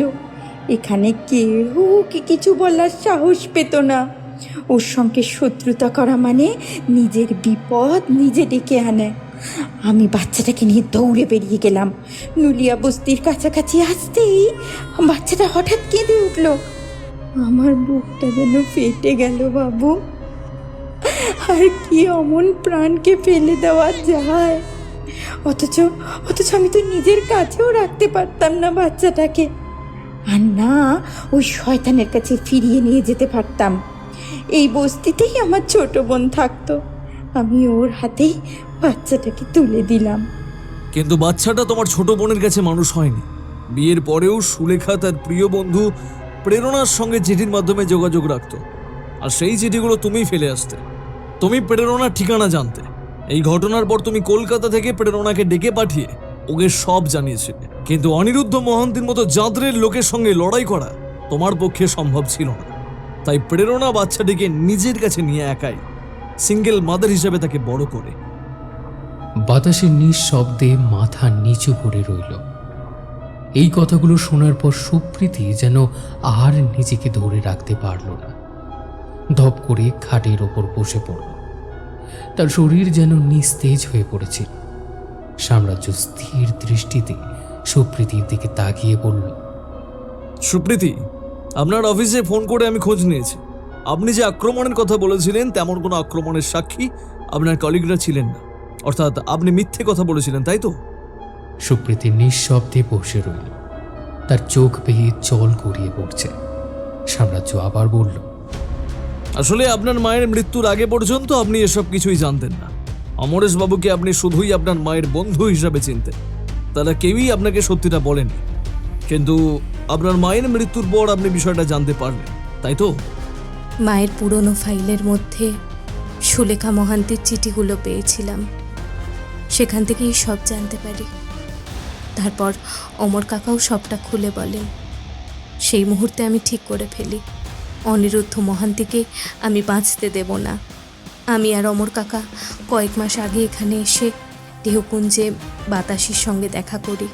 ততদিনে বাতাসি অনিরুদ্ধ মহান্তির অত্যাচারে অতিষ্ঠ হয়ে উঠেছিল। আমরা তিনজন মিলে একটা পরিকল্পনা করি, নিখুঁত খুনের পরিকল্পনা। অনিরুদ্ধ মহান্তির ডায়াবেটিস ছিল, তাই সে রোজ রাতে করলার রস খেত। আর এমনিতেও তার এত শত্রু ছিল যে প্রায়ই কেউ না কেউ এসে তাকে হুমকি দিত। আমরা ঠিক করেছিলাম এই সুযোগেই তাকে মারব। লোকে জানবে ভয় পেয়েও নিজেই আত্মহত্যা করেছে। অর্থাৎ যেদিন আপনি আমার বাড়িতে এসে আপনার জাতিস্বর হওয়ার গল্প সাজাচ্ছিলেন, সেদিনই অমরেশ বাবু গাড়ি ভাড়া করে বিষ নিয়ে পুরীর উদ্দেশ্যে রওনা দিয়েছিলেন। এখানে এসে তিনি সেই বিষ বাতাসির হাতে তুলে দেন। তারপর আবার তৎক্ষণাৎ কলকাতার উদ্দেশ্যে রওনা হয়ে পরদিন সকালে নিজের বাড়িতে না গিয়ে সরাসরি আমার বাড়িতে পৌঁছান। আর সেখানে বসে বসে আপনার লেখা চিঠি দেখিয়ে আপনার পুরী যাওয়ার গল্পটা তৈরি করেন। পুরো ঘটনাটার মধ্যে আমাকে জড়িয়ে ফেলার একটাই উদ্দেশ্য ছিল, নিজেদের অ্যালিবাই তৈরি করা। যদি পুলিশ কোনোভাবে আপনাদের সন্দেহ করে তাহলে যেন আমি আপনাদের পক্ষে সাক্ষ্য দিই। তাই এত তাড়াহুড়ো করে আমাকে এখানে নিয়ে আসা হয়েছিল। পরপর এমন নাটক আমায় দেখানো হয়েছিল যেন আমি যখন যা দেখেছি আপনারাও তখনই সেটা সেভাবেই দেখেছেন। অমরেশবাবু এতক্ষণ চুপ করে শুনছিলেন। এবার তিনি একটু এগিয়ে এসে বললেন, আপনার কাছে কি প্রমাণ আছে যে যে খুনের দিন আমি এখানে এসে বাতাসির হাতে বিষ দিয়ে গেছি, তারপর আবার পরের দিন আপনার বাড়িতে গেছি? হ্যাঁ, আর এটাও বা কিভাবে প্রমাণ করবেন যে সুপ্রীতি জাতিস্বর নয়? সুপ্রীতি এখন যা বলল, পরে তো সেটা অস্বীকারও করতে পারে নাকি? তা পারেন, বরং আপনাদের মিথ্যা বলার অভ্যাস আছে, সে আমি জানি। তবে প্রমাণ যখন চাইছেন, আমি আপনাকে প্রমাণ অবশ্যই দেব। প্রথমত, আপনি চালাক, তাই নিজের গাড়ি না নিয়ে আপনি ঘোষ ট্যুর অ্যান্ড ট্রাভেলস থেকে গাড়ি ভাড়া করে আগের দিন এখানে এসেছিলেন। তারপর প্রায় সঙ্গে সঙ্গেই গাড়িটা নিয়ে কলকাতার উদ্দেশ্যে রওনা দেন। আবার পরের দিন সুপ্রীতিও সকাল সকাল সেখান থেকেই গাড়ি ভাড়া করে এখানে এসেছিল। আমি ঘোষ ট্যুর অ্যান্ড ট্রাভেলসে নিজে ফোন করে এই তথ্যটা যাচাই করেছি। সুতরাং বুঝতেই পারছেন আমি হাওয়াই কথা বলছি না, আমার কাছে প্রমাণ আছে। আর দ্বিতীয়ত, আপনার মেয়ে সুপ্রীতি যে জাতিস্বর নয় সেটা আমি শুরু থেকে সন্দেহ করেছিলাম। তবে পুরোপুরি নিশ্চিত হই আজ সকালে কোনারক মন্দিরে। এবারে সাম্রাজ্য সুপ্রীতির দিকে তাকিয়ে বলল, আপনার মনে আছে নিশ্চয়ই, আজ সকালে কোনারক মন্দিরে একজন বয়স্ক উড়িয়া মহিলা আপনার কাছে এসে কিছু জিজ্ঞাসা করছিলেন। তাকে আমি আপনার কাছে পাঠিয়েছিলাম। আমি যে কিছুক্ষণের জন্য উধাও হয়ে গিয়েছিলাম সেটা শুধু ফোন করার জন্য নয়। আমি একজন স্থানীয় মানুষকে খুঁজছিলাম যে উড়িয়া ভাষায় কথা বলতে পারে। ওই মহিলা তখন ওখানেই ভিক্ষা করছিলেন। আমি তাকে কিছু টাকা দিয়ে বিষয়টা বুঝিয়ে দিই। তারপর তিনি আপনার কাছে এসে উড়িয়া ভাষায় প্রশ্ন করেন, আর আপনি তখন বলেন আপনি কিছুই বুঝতে পারছেন না। এখন প্রশ্ন হলো, একজন মানুষ যদি সত্যিই জাতিস্বর হন, যদি তার দাবি হয় যে আগের জন্মে তিনি উড়িষ্যায় জন্মেছেন, উড়িষ্যায় বড় হয়েছেন, উড়িষ্যায় বিয়ে করেছেন, সেসব তার মনে আছে, তাহলে সেই জন্মের তার মাতৃভাষাকে তিনি সম্পূর্ণ ভুলে যেতে পারে। অর্থাৎ আপনার জাতিস্বর হওয়ার গল্পটি সম্পূর্ণ মিথ্যে, সুপ্রীতি। আমি নিঃশব্দে দাঁড়িয়ে রইলাম। নিজের বন্ধুকে এতটা তীক্ষ্ণ বুদ্ধির অধিকারী আমি কখনো ভাবিনি। এই মুহূর্তে তার যুক্তির ধার দেখে আমি সত্যি স্তম্ভিত। সাম্রাজ্য চারিদিকে একবার তাকিয়ে শান্ত গলায় বলল, এবারে সমস্ত রহস্যের জাল খুলে গেছে আশা করি, নাকি এখনো কারো কিছু বলার বাকি আছে? বলতে পারেন, অসুবিধা নেই। বাতাসি হঠাৎ ছুটে এসে সাম্রাজ্যর পায়ে জড়িয়ে ধরে বলল, রক্ষে করুন বাবু, আমার 3 কাল গিয়ে 1 কাল ঠেকেছে। আমি স্বীকার করছি, খুনটা আমিই করেছি। ওদের ছেড়ে দিন। এই মেয়েটার জন্ম হয়তো সুলেখা বৌদি দিয়েছিল, কিন্তু মেয়েটা যে আমার বুকে প্রথম কেঁদেছিল বাবু। আমিও যে ওর আরেকজন মা। ওকে ছেড়ে দিন বাবু, দয়া করে ওকে ছেড়ে দিন। অমরেশবাবু এবারে সাম্রাজ্যের সামনে এসে হাত জোর করে বললেন, দেখুন, বিষ আনা থেকে শুরু করে খাওয়ানো পর্যন্ত পুরো ঘটনার মধ্যে আমার মেয়েটা কিন্তু কোথাও সরাসরি উপস্থিত ছিল না। আপনি আপনি চাইলেও তাকে খুনি প্রমাণ করতে পারবেন না। বরং আমি নিজেই এই অপরাধের দায় স্বীকার করছি। বাতাসের সঙ্গে আমিও জড়িত। সুলেখার মৃত্যুর প্রতিশোধ দিতেই আমি এই কাজ করেছি। পুলিশকেও আমি সেটা বলবো। আমার মেয়েটাকে ছেড়ে দিন। এই হাত জোর করে অনুরোধ করছি আমি। সাম্রাজ্য কিছুক্ষণ চুপ করে রইল। তারপর ধীরে ধীরে টেবিলের কাছে গিয়ে টাকার খামটা তুলে নিয়ে শান্ত স্বরে বলল, যে মানুষটা মারা গেছে তার বেঁচে থাকার কোনো অধিকারই ছিল না। যে পুরুষ নারীদের অসম্মান করা, তার এই পরিণতি প্রাপ্য। এছাড়া লোকটার প্রভাব এতটা ছিল, সে এতটাই নিখুঁতভাবে অপরাধ করত যে পুলিশ চাইলেও তাকে শাস্তি দিতে পারত না। তাই পুলিশকে আমি আপনাদের ব্যাপারে কিছুই বলবো না। এখানে যা জানলাম সেটা আমি বা শাশ্বত কেউই এই ঘরের বাইরে প্রকাশ করব না। তবে একটা কথা এখনই পরিষ্কার করে দিচ্ছি, পুলিশ যদি তদন্ত করে সত্যিটা বের করে ফেলে এবং আপনাদের মধ্যে কাউকে গ্রেফতার করে, তাহলে আমি কিন্তু আপনাদের বাঁচাতে এগিয়ে আসবো না। সাম্রাজ্য চট্টোপাধ্যায় কোনো খুনির অ্যালিবাই হবে না। কথাগুলো শেষ হতে সুপ্রীতি আর নিজেকে সামলাতে পারল না, অঝরে কেঁদে ফেলল। সাম্রাজ্য টাকার খামটা তার হাতে ফিরিয়ে দিয়ে বলল, এটার কোনো দরকার পড়বে না। নিজের মুখ বন্ধ রাখার জন্য আমি ঘুষ নিই না। চলো শাশ্বত। আমরা তখনই ঘর থেকে বেরিয়ে এলাম। দেখলাম সুপ্রীতি সাম্রাজ্যর পিছনে ছুটে বারান্দায় এসে ওর হাত ধরে কাঁপা কাঁপা গলায় বলল, তুমি কি আমার সঙ্গে আর কথা বলবে না? আমার মায়ের মতো কি আমিও নিজের পছন্দের মানুষটাকে হারিয়ে ফেলবো? সাম্রাজ্য ধীরে নিজের হাতটা ছাড়িয়ে নিয়ে বলল, কোনো খুনিকে আমি ভালোবাসতে পারবো না সুপ্রীতি। সেই রাতেই আমি আর সাম্রাজ্য নিজেদের ব্যাগ গুছিয়ে নিলাম। একটি গাড়ি বুক করে আমরা কলকাতার উদ্দেশ্যে রওনা দিলাম। পুরো রাস্তা জুড়ে সাম্রাজ্যকে অস্বাভাবিক গম্ভীর লাগছিল। জানালার বাইরে অন্ধকার রাস্তার সাথে সাথে ওর ভাবনাগুলো তাল মিলিয়ে নিঃশব্দে ওর সঙ্গে ছুটে চলেছে। বুঝতে পারছিলাম যতই হোক সুপ্রীতি ওর মনে গভীর ছাপ ফেলেছে। আমি ভেবেছিলাম কলকাতায় পৌঁছে সেদিন ওর সঙ্গেই ওর বাড়িতে থেকে যাব, কিন্তু সাম্রাজ্য বলেছিল, ভাতৃবধূর বকুনি খেতে চায় না ভাই, তুই বরং নিজের বাড়ি যা। কাল তো রবিবার, আমি নিজে গিয়ে বৌদির সঙ্গে দেখা করে আসবো।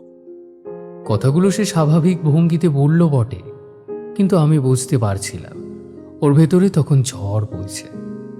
সেই হাসির আড়ালে নিজের ভারাক্রান্ত মনটাকে ওর লুকাতে চাইছে।